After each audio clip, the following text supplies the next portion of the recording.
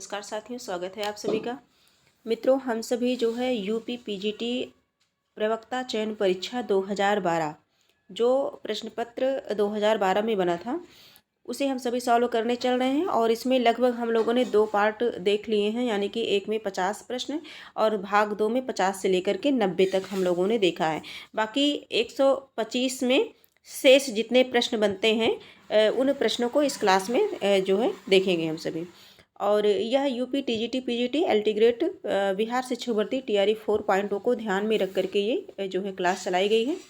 जैसा कि हम सभी परिचित हैं कि किसी भी परीक्षा की तैयारी करने से पहले उनके पीवाई क्वेश्चन को ज़रूर सॉल्व करना चाहिए। कभी कभी कुछ प्रश्न रिपीट हो जाते हैं और इसके साथ साथ हमें प्रश्न कैसे बनते हैं परीक्षा में उन सभी प्रश्नों का अनुभव हो जाता है। तो हम सभी देखते हैं 90 नंबर का जो प्रश्न है हमारा, ये किस शब्द में व्यंजन संधि है। संधि से प्रश्न है, किस शब्द में व्यंजन संधि है। जैसा कि जानते हैं संधि के 3 भाग हैं, स्वर संधि, व्यंजन संधि और विसर्ग संधि। तो इसी में पूछा गया कि जो व्यंजन संधि है वो कौन है। सज्जन, परोपकार और विद्यालय इत्यादि 90 नंबर का प्रश्न है। तो जो 90 नंबर का प्रश्न है सत प्लस जन, सज्जन है ना, ये व्यंजन संधि है। इसी तरह से आजादी का हो गया अच प्लस आदि। सडानन का हो गया सट प्लस आनन। ठीक है, आगे हम सभी देखेंगे जो है 91 नंबर का, निम्नलिखित में से किस शब्द में स्वर संधि है। स्वर संधि पूछा जा रहा है। नमस्कार स्वर संधि, स्वर संधि के भी 5 भेद हैं, है ना। दीर्घ स्वर संधि, गुण स्वर संधि, वृद्धि स्वर संधि, यण स्वर संधि और अयादि स्वर संधि। इसमें पूछा जा रहा है स्वर संधि है नमस्कार में, जगदीश में, भानुदय में। चौथा ऑप्शन देख लेते हैं, दुर्लभ में।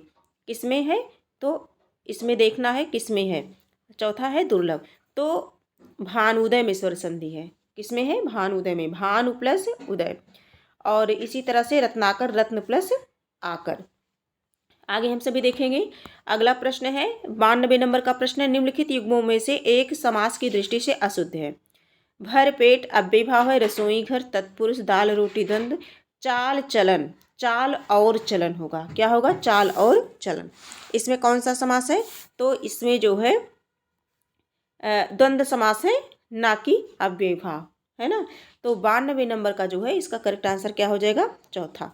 आगे देखेंगे 93 नंबर के प्रश्नों को देखेंगे। प्रश्न संख्या 93।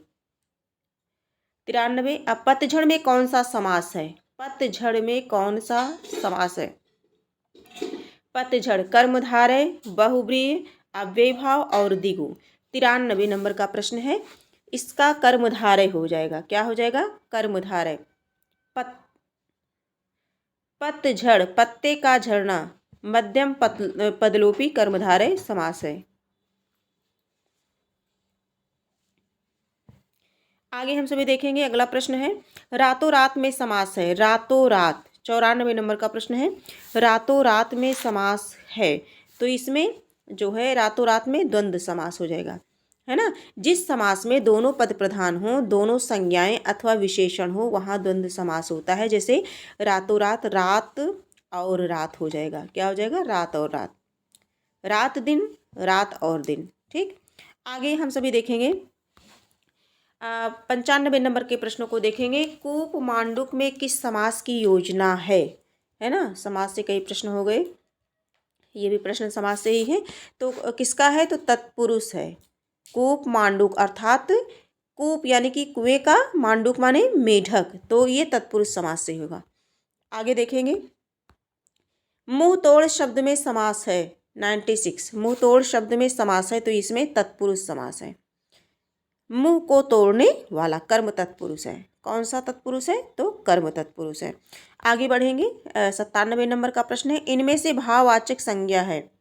भाववाचक संज्ञा है तप, तीर, भरत और चिंता।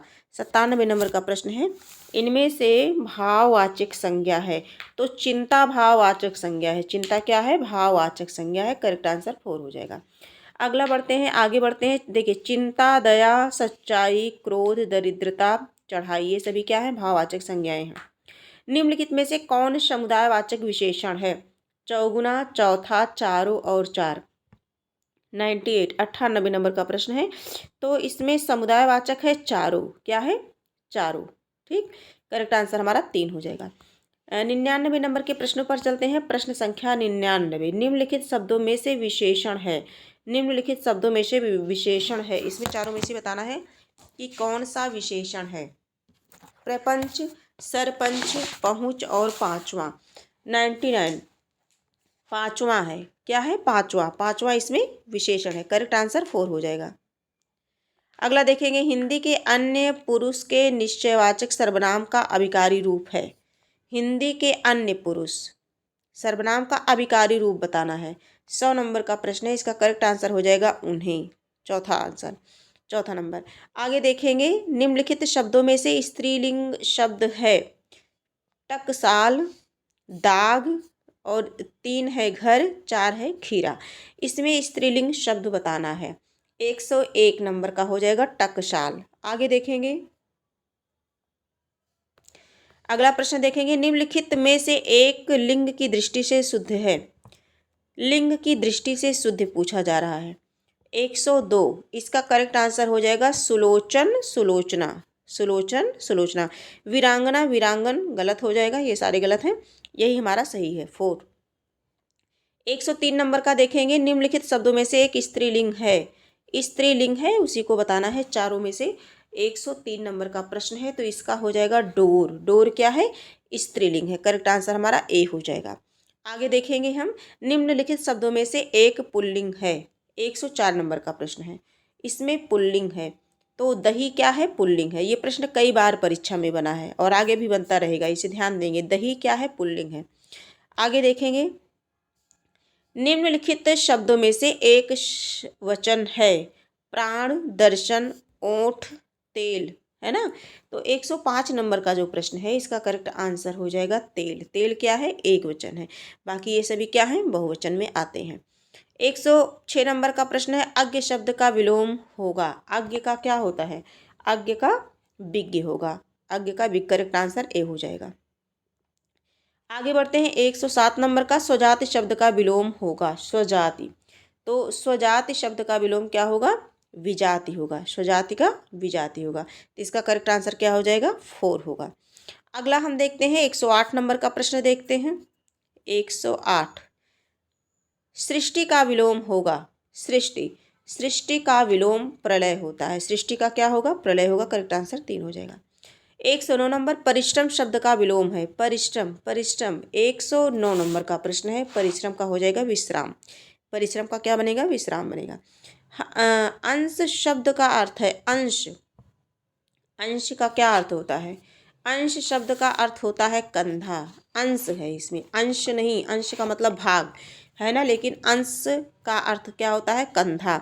यानी कि करेक्ट आंसर हमारा 4 हो जाएगा। क्या होगा? कंधा बनेगा।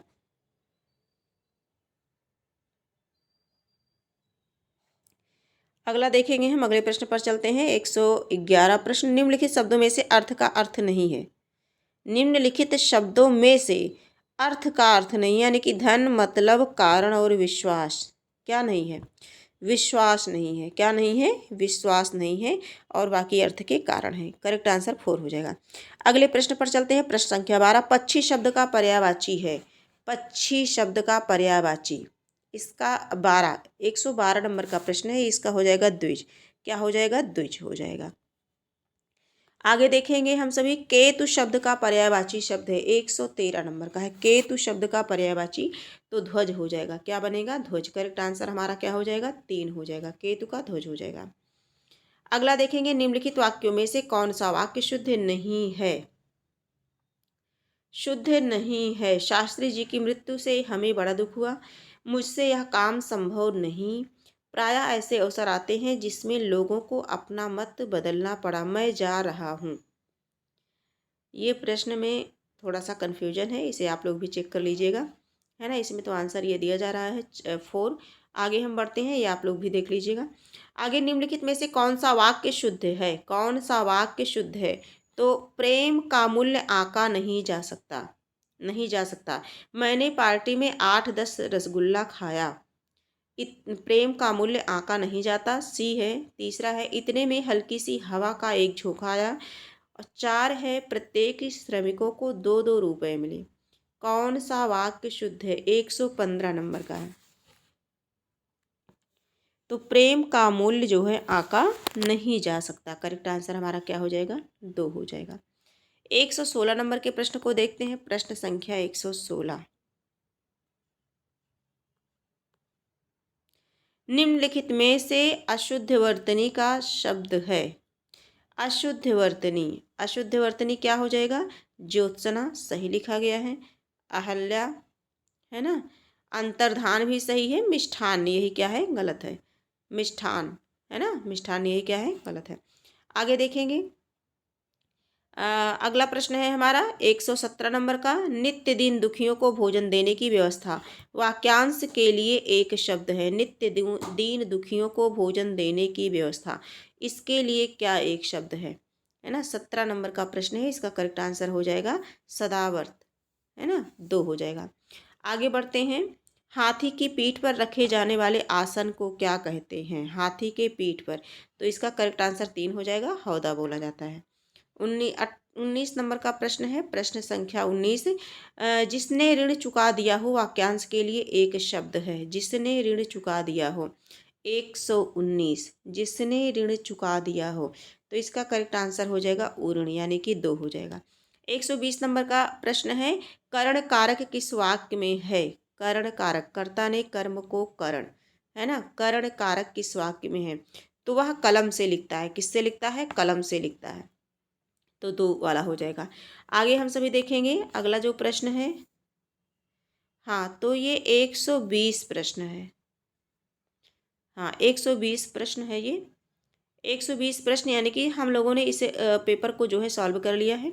ये 2012 का प्रश्न है। यूपी पीजीटी प्रवक्ता चयन परीक्षा, विषय हिंदी। तो आज की क्लास हम यही कंप्लीट करते हैं। फिर मिलेंगे, एक नई क्लास के साथ मिलेंगे, एक नए प्रैक्टिस सेट के साथ मिलेंगे। और यूपी टीजीटी पीजीटी हिंदी में जो संस्कृत साहित्य एंड व्याकरण से प्रश्न बनते हैं, उन्हें उनके एक एक टॉपिक को जो है क्लास चलाई जा रही है। हम सभी जो है रचना एवं रचनाकार को देख रहे हैं, और जिनमें महाकवि माघ का जीवन परिचय हम लोग देख लिए हैं। स्टार्टिंग से हम लोगों ने जो है भास को देखा, भारवी को देखा, कालिदास को देखा, दंडी को देखा। हम सभी अब माघ का जीवन परिचय पढ़ने के पश्चात इनकी जो रचना है शिशुपाल वध, है ना, शिशुपाल वधम, जिनमें 20 सर्ग हैं। तो इन्हें हम सभी पढ़ रहे हैं। तो यहाँ तक पहुँचे हैं, और अगर आप चाहें तो आपको सरलतापूर्वक इसी चैनल पर क्लास आपको मिल जाएगी। प्लेलिस्ट भी बना दी गई है। तो आज की क्लास हम यहीं कंप्लीट करते हैं। हम फिर मिलेंगे। ये क्लास यदि किसी कारणवश उपयोगी लगी हो तो आप इसे लाइक कर लीजिए, सब्सक्राइब कर दीजिए, और अपने कुछ मित्रों तक शेयर कर दीजिए। आज की क्लास हम यहीं कंप्लीट करते हैं। फिर मिलेंगे, तब तक के लिए धन्यवाद।